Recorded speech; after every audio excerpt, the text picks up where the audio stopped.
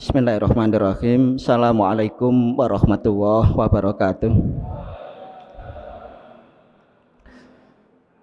Alhamdulillahirabbil alamin. Wassalatu wassalamu ala asyrafil anbiya wa ala alihi wa ashabihi ajmain.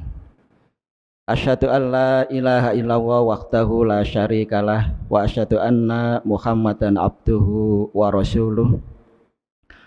Qala Allahu ta'ala fil Qur'anil Karim sanurihim ayatina fil afaq wa fi anfusihim hatta yatabayyana annahul haqq awalam yakfi bi rabbika annahu ala kulli syai'in syahid. Wa qala Rasulullah sallallahu alaihi wasallam al-kayyisu man tana nafsahu wa amila lima ba'dal maut. Ma'asyiral muslimin rahimakumullah. Alhamdulillah, di sore hari ini kita lanjutkan kajian kita. Pada kesempatan sore ini kita akan mengkaji satu ayat, yaitu ayat ke-28. Bismillahirrahmanirrahim. Wasbir nafsaka ma'al ladina yad'una rabbahum bil ghadati wal ashiyyi yuriduna wajhah wala ta'tu aynaka anhum turidu zinatal hayatid dunya wala tuti man aghfalna qalbahu an dzikrina wattaba'a hawahu wa kana amruhu furuta. Asbabun nuzul ayat ini, Rasulullah SAW itu diminta oleh ru'asa'u Quraisy, para pembesar Quraisy, untuk memberi suatu pemisahan antara majelis orang-orang yang syurafa, orang-orang yang mulia di antara kaum Quraisy dengan para du'afa'u kaum muslimin. Tetapi permintaan ini ditolak oleh Allah Subhanahu wa taala. Wasbir nafsaka, dan hendaklah engkau menyabarkan dirimu. Sabar ini bukan proses yang pasif, tetapi secara biologi dia adalah proses yang aktif. Jadi yang dinamakan sabar itu adalah pengendalian diri terhadap suatu tekanan atau emosi. Jadi kalau kita belajar fisiologi tubuh manusia, tidak ada kesabaran diasosiasikan dengan sesuatu yang pasif, tetapi sesuatu yang aktif. Orang yang sabar itu dia akan mempunyai dampak, baik itu dampak psikologis maupun dampak fisiologis, dampak secara mental maupun dampak secara spiritual. Makanya sabar ini selalu dihubungkan dengan kecerdasan. Kalau di pertemuan kemarin kita membahas tentang lupa, tentang ingat. Nah sekarang itu kita membahas satu poin tentang komponen tentang kecerdasan, yaitu kesabaran. Emotional quotient dengan spiritual quotient. Kalau yang dulu orang selalu menganjalkan IQ, tetapi di belakang sekarang ini sudah mulai berubah. Yang dinamakan kecerdasan itu ya tidak hanya IQ, tapi ada juga spiritual, ada juga emosional. Dan kesabaran itu adalah masuk dalam kecerdasan yang bersifat emosional. Bagaimana cara pengendalian seseorang itu menunjukkan bagaimana dia bisa mengelola otaknya.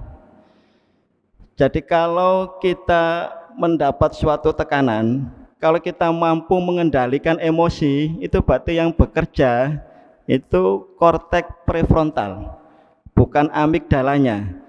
Kalau kita tidak mampu mengendalikan emosi itu, maka amigdala yang bekerja. Kalau amigdala yang bekerja, maka nanti respon tubuh itu akan berbeda dengan kalau yang bekerja itu korteks prefrontal. Jadi kalau korteks prefrontalnya bekerja, yang di sistem limbik yang agak belakang itu akan terjadi ketenangan batin. Kenapa bisa? Karena respon detak jantung semakin bagus. Penekanan terhadap hormon-hormon stres, kortisol dan adrenalin juga akan tertekan. Kalau ada istilah nafsun, itu berarti yang dimaksud adalah ruh dan jasad. Jadi kalau nafas itu di dalam Al-Quran memang punya banyak makna, tetapi kalau dikaitkan dengan ayat ini yang dimaksud nafsun adalah perpaduan antara jasad dengan ruh, itu namanya nafas. Jadi kalau di ayat ini poin yang pertama adalah wasbir. Setelah itu baru dirangkai dengan nafas. Wasbir nafsaka ma'al ladzina yad'una rabbahum. Lah ini indahnya Al-Qur'an. Karena nafas ini perpaduan antara jasad dan ruh ya. Maka yang dipakai adalah kata-kata Rabbun. Kalau kita buka di Maqayisul Lugha itu Rabbun itu mempunyai makna islahu syai' wal qiyam alaihi. Jadi dia yang menciptakan, dia yang memiliki, dan dia yang mengatur. Karena dia islah, dia akan memperbaiki segala sesuatu. Dari kata akar ini akan timbul yang namanya tarbiyah. Jadi tidak ada tarbiyah itu deksaknya tidak ada, tetapi insya usai halan ala halin. Insya usai halan ila halin hatta tamal hudud. Jadi sehingga sempurna. Jadi kalau kita mentarbiyah anak-anak kita mentarbiyah santri-santri kita ya harus paham betul bahwa ini bukan sesuatu proses yang konstan. Jadi pakai kata-kata Rabbun karena dia melibatkan nafas. Dan nafas ini ya butuh pengendalian diri. Banyak ulama membagi sabar itu ya ala taatillah. Dan ada yang membagi lagi tiga, kita menjaga an maksiatillah. Tidak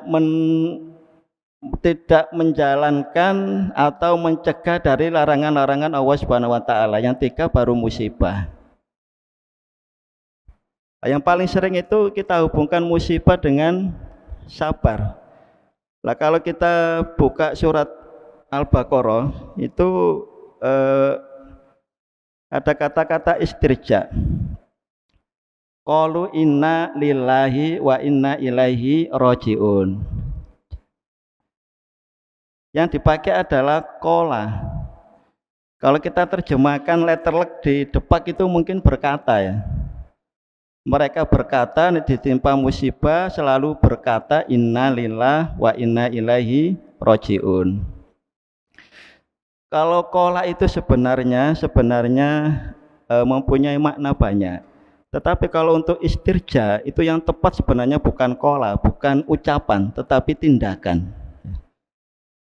Nek mengucapkan innalillahi wa inna ilaihi rajiun itu ya hampir semua orang bisa, tetapi untuk menjadikan lillahi dan ilahi ini menjadi suatu tindakan itu yang butuh kesabaran. Makanya ini dibilang bukan proses pasif tetapi proses aktif. Jadi jangan punya pikiran kola mesti berkata, enggak, punya banyak makna. Kalau di ayat itu ya mempunyai makna tindakan. Jadi mengaplikasikan semua keyakinan bahwa innalillah, bahwa kita milik Allah dan akan kembali, itu yang namanya istirja. Alladzina yad'una rabbahum bil ghadati wal 'ashiyyi yuriduna wajah. Jadi ini adalah kinayah. Artinya kita harus bersabar dengan membersamai orang-orang yang selalu bermudawamah terhadap amalan-amalan yang diperintah oleh Allah Subhanahu wa taala. Kapan kita gunakan istilah mudawamah, kapan kita gunakan istilah istiqomah? Istiqomah itu lebih cocok dipakai untuk masalah-masalah keimanan. Tetapi kalau untuk amaliyah itu yang cocok adalah mudawamah. Jadi jangan dibolak-balik. Wala ta'du ainaka anhum. Wala ta'du ainaka anhum itu mendelik. Jadi semendelik aja kita tidak boleh terhadap orang-orang yang dalam tanda kutip kelemahan sosial, orang yang punya status rendah di tengah-tengah masyarakat. Turitu nazinata dunya wala tuti man aghfalna qalbahu an dzikrina wattaba'a hawahu wa kana amruhu furta. Wala tuti man aghfalna, dan janganlah kamu mengikuti orang-orang yang aghfalna. Kalau di pertemuan kemarin kita membahas masalah nisyan, ya, lupa, maka di ayat ini Allah Subhanahu wa taala memakai istilah aghfalna, ghaflah. Jadi di Al-Qur'an itu istilah lupa itu banyak. Jadi yang pertama kemarin kita bahas adalah nisyan. Ya, lupa secara manusiawi. Bisa merupakan anugerah, bisa merupakan bencana. Bisa anugerah, bisa bencana.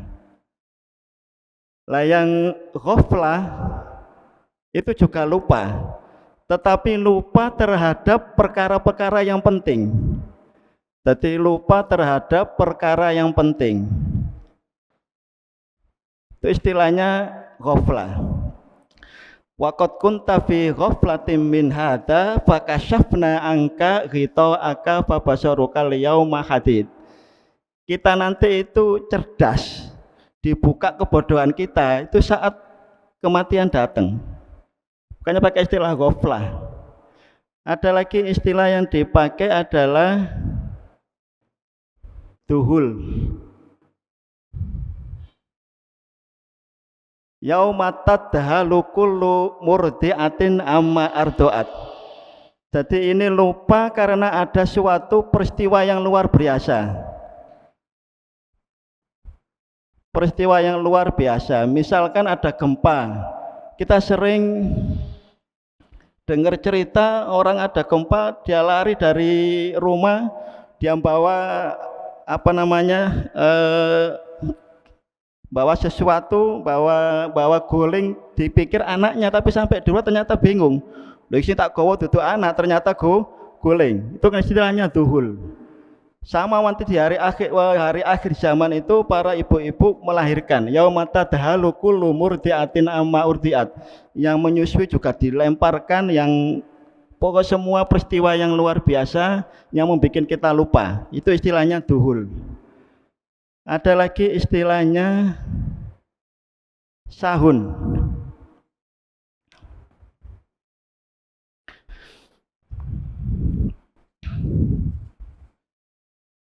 Lah sahun itu sahun. Nanti dari sini muncul istilah sujud sahwi. Lah ini untuk kasus-kasus yang kita meremehkan, kurang perhatian, itu istilahnya sahun, ya. An sholatihim sahun. Kalau kita lupa karena agak meremehkan, kurang perhatian, istilahnya sahun. Ada lagi istilah Al-Quran untuk lupa, lupa saat banyak hiburan, itu istilahnya sumut. Wahum samidun. Nah ini lupa karena kita terlalu asik terhadap hiburan. Asik main HP, lali tiba-tiba loh, wis waktunya sholat kelewatan, ya. Oh asik nonton apa, asik bermain apa, ternyata lupa. Istilahnya bukan nisyan, bukan ghaflah, bukan duhul, bukan sahwu, tapi sumut, ya. Jadi istilah-istilah itu dipakai oleh Al-Quran untuk benar-benar sesuai dengan konteksnya. Jadi lupa pun dipisah-pisah, lupa yang secara alami, lupa karena ghaflah, lupa karena duhul, sahwun, dan sumut. Untuk ghaflah di ayat ini ada namanya counter term, ya.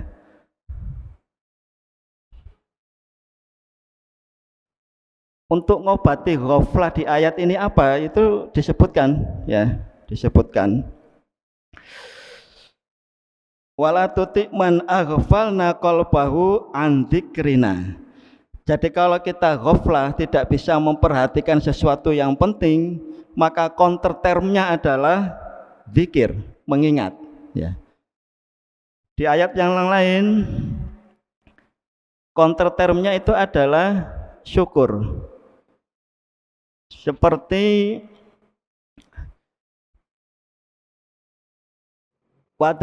laqad darokna fi jahannam katsirum minal jinni wal insi lahum qulubun la yafqahuna biha wa lahum a'yunun la yubsiruna biha wa lahum adhanun la yasma'una biha bal hum kal adzal ulaika humul ghafilun. Jadi kalau di situ kata-kata ghafil ini juga ghaflah, maka ayat berikutnya adalah untuk countertermnya adalah syukur. Jadi kalau kita lagi ghaflah, lagi lupa karena sesuatu yang tidak penting, maka countertermnya ada dua. Kalau di surat Al-Kahfi ayat 28 itu adalah zikir, mengingat. Di surat yang lain adalah syukur.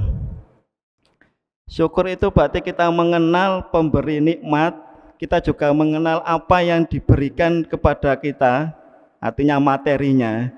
Sehingga dengan kita mengenal itu, kita mengerti betul bahwa pemberiannya itu adalah luar biasa. Itu namanya countertermnya. Jadi yang ghaflah ini kalau kita baca di karangannya Imam Ghazali, Mukasyafatul Qulub, itu termasuk penyakit hati. Sama juga Ibnu Qayyim Al-Jauziyah di dalam kitab Madarijus Salikin itu juga menyebutkan bahwa ghaflah ini adalah penyakit hati. Jadi mau tidak mau ya hati-hati, karena penyakit hati itu kadang-kadang tidak ketahuan, tetapi sudah menyelimuti, sudah menggerogoti hati kita. Sehingga untuk menghilangkan ghaflah itu kita sering-sering dzikir, kita sering syukur. Wattaba'ahu wa kana amruhu furuta. Jadi para pembesar Quraisy, ada yang menyebut Umayyah, ada yang menyebut Unayyah, itu secara kasat mereka mempunyai status sosial yang tinggi. Tetapi status sosial yang tinggi itu tidak boleh menjadikan kita condong dan membeda-bedakan antara orang yang berstatus sosial tinggi dengan berstatus sosial rendah di tengah-tengah kita. Sebelum kami tutup, mungkin ada tanya jawab, 1 atau 2 pertanyaan. Monggo para asatidz, para jamaah. Tafadhol.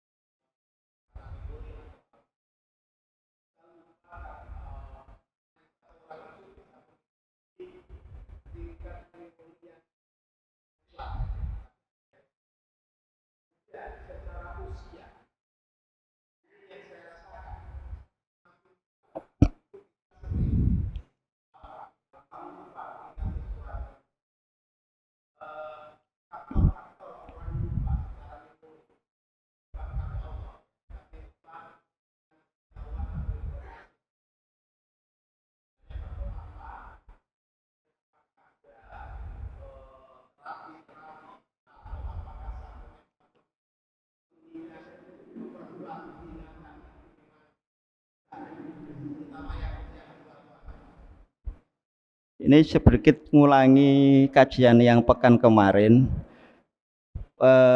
lupa dari aspek pengetahuan. Jadi kemarin kalau saya sebutkan bahwa yang paling gampang membuat kita lupa itu al-huzn wal-ham, kesedihan dan kecemasan. Di literatur yang lain disebutkan yang paling gampang bikin lupa itu kita punya hutang. Jadi kalau saya baca psikologi itu nomor 1 urutannya yang bikin gampang lupa itu ternyata kalau kita punya hutang. Kita pikir-pikir ya benar ya. Yang kedua, kalau dari buku psikologi itu yang sering gampang kita lupa itu kalau kita punya musuh, ya, punya musuh. Tetapi kalau mau flashback pertemuan yang kemarin, jadi lupa itu Anis yang kemarin itu memang ada yang disebabkan faktor usia. Kalau saya ulangi lagi kajian yang kemarin, kalau aktivitas sehari-hari itu tidak terganggu atau tidak mengganggu orang lain, itu dianggap bahwa lupanya masih dalam taraf normal.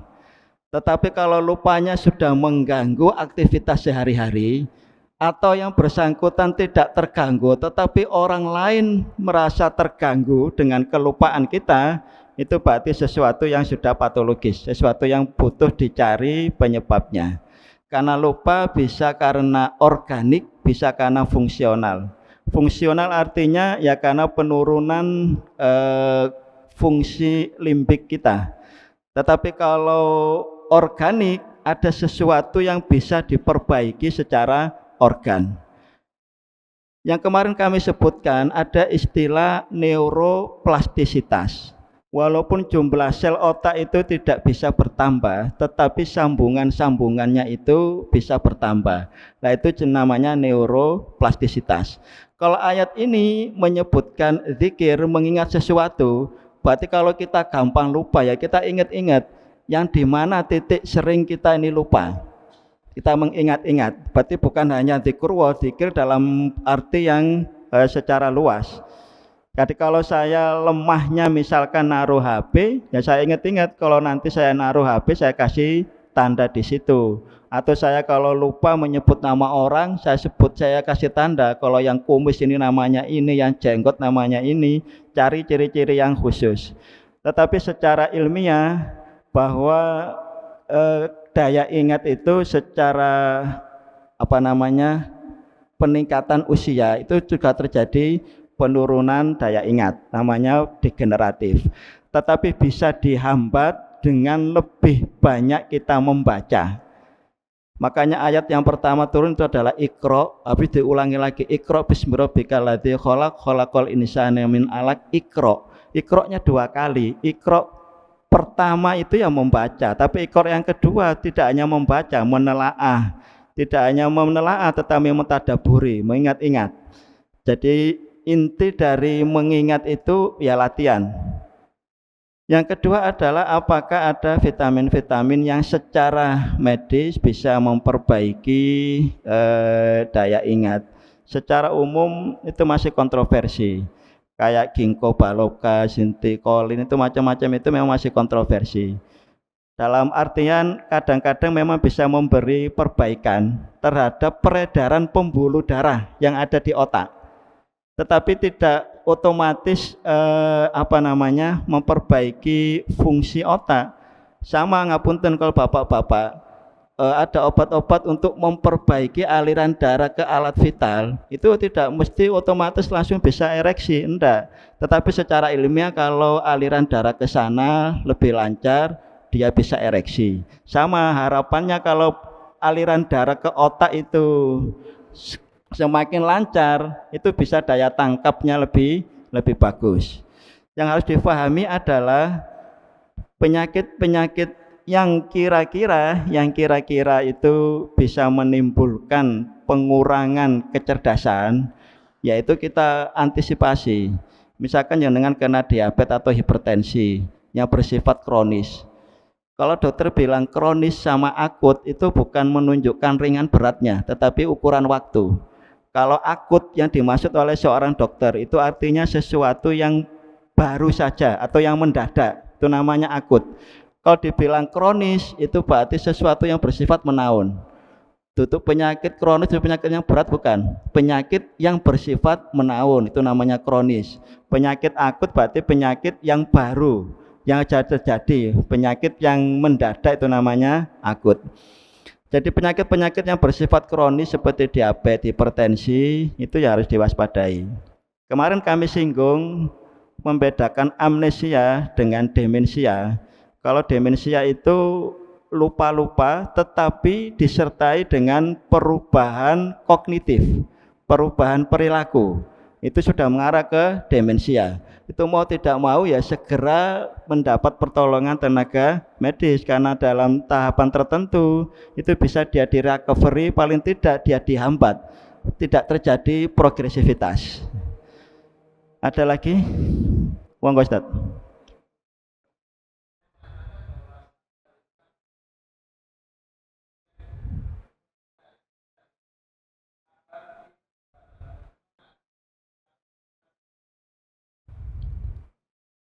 Ada yang bilang sabar ada batasnya.